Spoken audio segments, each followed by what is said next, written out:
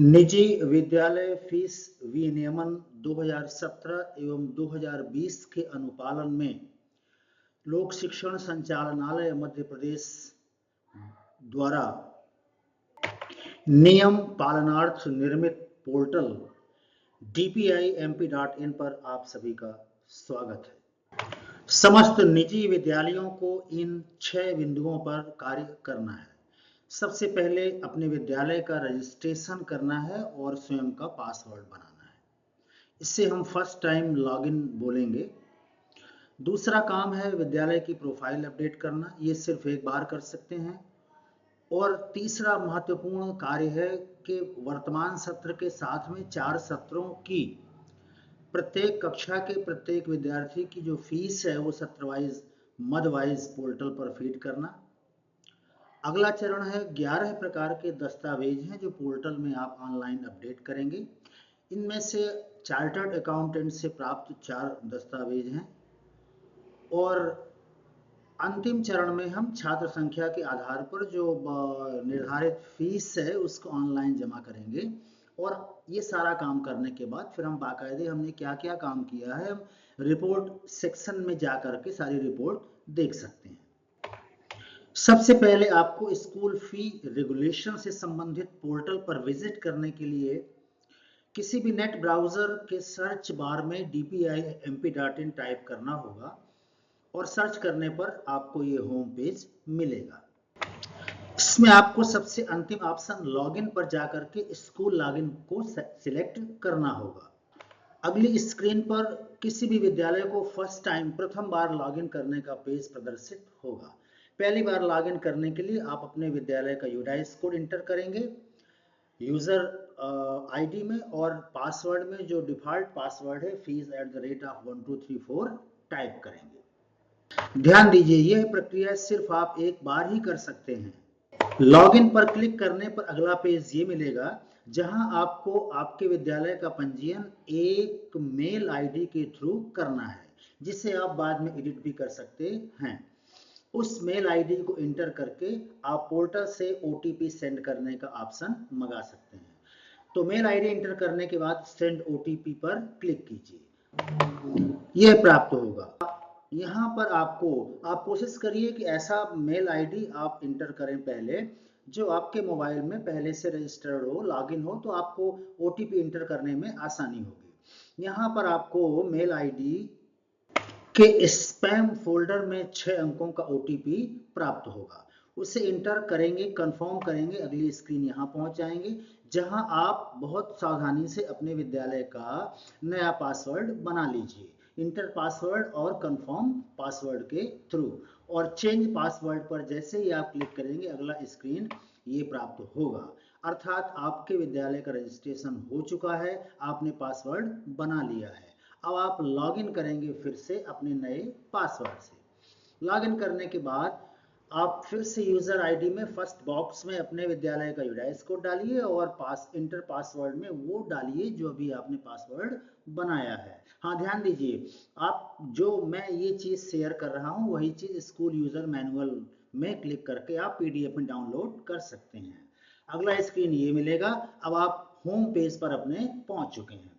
यहाँ पर आपका स्कूल का डिटेल दिखेगा। अब आपने पहला काम पूरा कर लिया है। अब आपको स्क्रीन पर बाईं ओर स्कूल फी ऑप्शन पर क्लिक करना है जहां आपको दिखेगा प्रपोज्ड स्कूल फीस, इस पर क्लिक करना है। अगला स्क्रीन ये प्राप्त होगा। ये बहुत ही महत्वपूर्ण स्क्रीन है। इसमें आपके विद्यालय की प्रोफाइल अपडेट आप सिर्फ एक बार कर सकते हैं। क्लिक हियर पर आप क्लिक करेंगे तो ये सारे फील्ड जहां आप एडिट कर सकते हैं वो इनेबल हो जाएंगे। आप सारे फील्ड को एडिट कर लीजिए। एडिट करने के बाद अंत में आप मेरे द्वारा सभी जानकारी सत्यापित कर ली गई है, जब इसको चेक करेंगे तभी आपका अपडेट स्कूल इंफॉर्मेशन टैब जो ग्रीन कलर में दिख रहा है वो इनेबल होगा। जैसे ही आप इस पर क्लिक करेंगे, बहुत सावधानी से ये काम करना है, सारी जानकारी अच्छे से चेक कर लेना है क्योंकि जानकारी सिर्फ एक बार ही आप अपडेट कर सकते हैं। केवल प्राचार्य का मोबाइल नंबर, नाम और विद्यालय का मोबाइल नंबर और मेल आईडी ही डिस्ट्रिक्ट लॉगिन से बदल सकता है। बाकी जानकारी जो आप भर देंगे वो लॉक हो जाएगा। उसको सुधारने के लिए फिर आपको राज्य स्तर से संपर्क करना होगा। खैर, अपडेट स्कूल इंफॉर्मेशन पर क्लिक करने के बाद अगला स्क्रीन ये मिलेगा। अगर आपने सब कुछ सही जानकारी सही भरी है तो सक्सेसफुली का मैसेज आएगा। ध्यान दीजिए, आपको रेड स्टार जहां पर बना हुआ है वो फील्ड अनिवार्य है, वहां जानकारी भरना जरूरी है। इसके बाद आप बैक पर क्लिक कीजिए। बैक पर क्लिक करने पर अगला ऑप्शन ये मिलेगा, फिर से वही। अब आप नेक्स्ट पर क्लिक करेंगे। ये आपका दूसरा चरण कंप्लीट हो गया। नेक्स्ट का मतलब है अब तीसरा चरण आरंभ होगा, अर्थात आप अपने विद्यालय की परिशिष्ट 1 का जो प्रपत्र है वो ऑनलाइन प्रदर्शित होगा। वहां आप अपने विद्यालय की फीस कक्षावार, मदवार, सत्रवार आप इंटर करेंगे। नेक्स्ट पर क्लिक करने के बाद ये स्क्रीन आपके सामने होगी। यहाँ पर आपको 4 स्टेप दिख रहे हैं। स्कूल जनरल इंफॉर्मेशन, वो आपने काम कर लिया। अब आप पहुंच चुके हैं प्रपोज स्कूल फीस पर। आप देख पा रहे हैं सत्र में 4 सत्रों में काम करना है आपको, और प्रत्येक सत्र के लिए अलग अलग डॉक्यूमेंट तैयार होंगे। यहाँ सारे फील्ड अनिवार्य हैं, सब कुछ बाकायदे चयन करेंगे।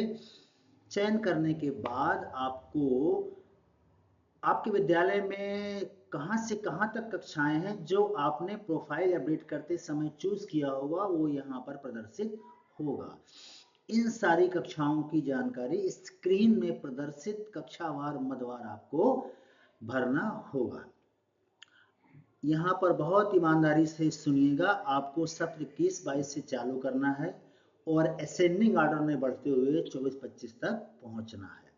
और सिमिलरली आपको कक्षा भी 1 से 6, 1 से 5, 1 से 8, 1 से 12 जैसा भी लागू हो तो लोअर टू अपर यानी असेंडिंग ऑर्डर में बढ़ना है। आपने कक्षा का चयन कर लिया। कक्षा का चयन करने के बाद सर्च पर क्लिक करना होगा। ध्यान दीजिए, ध्यान दीजिए, कक्षा चुनने के बाद आपको प्रत्येक बार सर्च पर क्लिक करना होगा।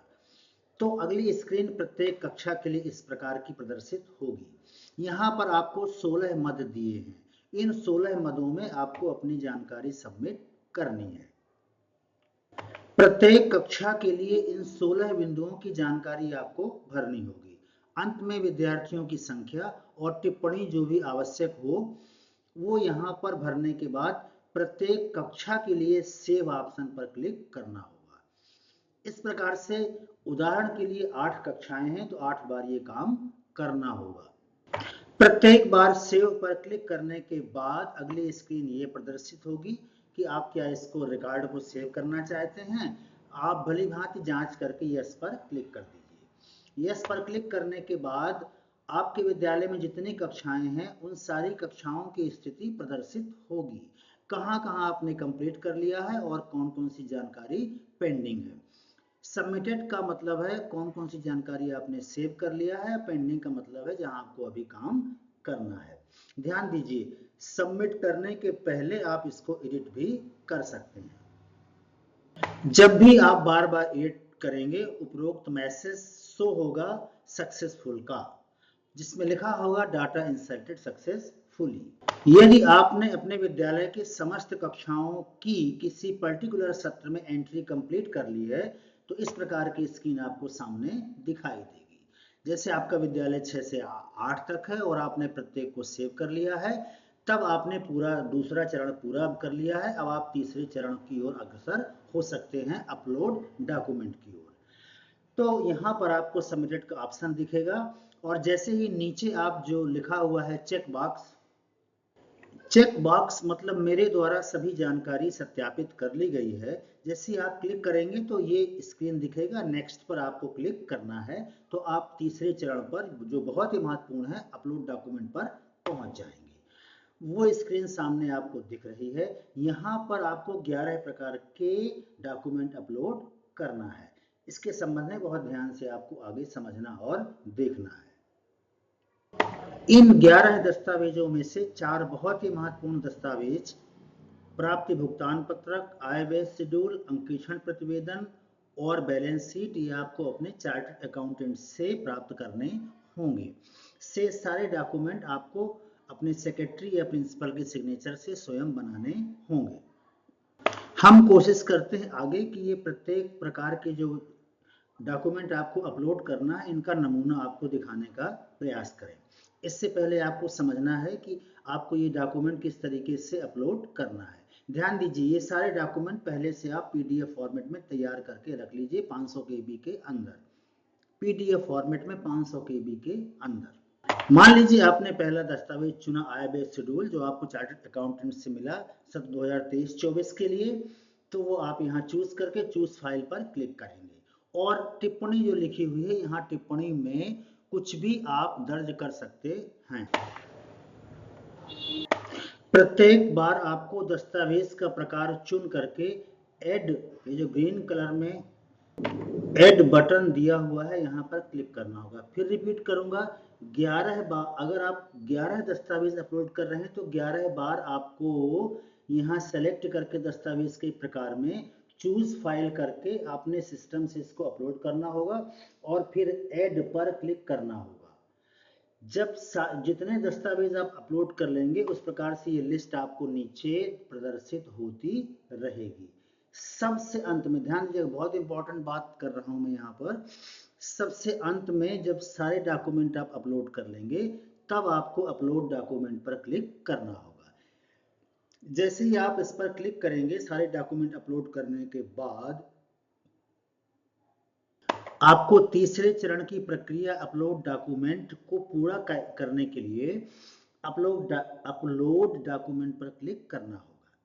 ध्यान दीजिए, सारे डॉक्यूमेंट पहले आप चेक कर लीजिए, इसके बाद ही अपलोड डॉक्यूमेंट पर क्लिक कीजिए। इस पर क्लिक करने के बाद आप सीधे पहुंच जाएंगे चौथे अंतिम ऑप्शन पर, सबमिटेड पर। अपलोड डॉक्यूमेंट पर ये प्राप्त होगा जहां पर पोर्टल आपसे कंफर्मेशन चाहेगा। आपको सिंपली यस पर क्लिक करना है। यस पर क्लिक करने के बाद अगला स्क्रीन ये मिलेगा जहां पर अब अंतिम चरण में आप पहुंचने जा रहे हैं, चौथा चरण सबमिटेड।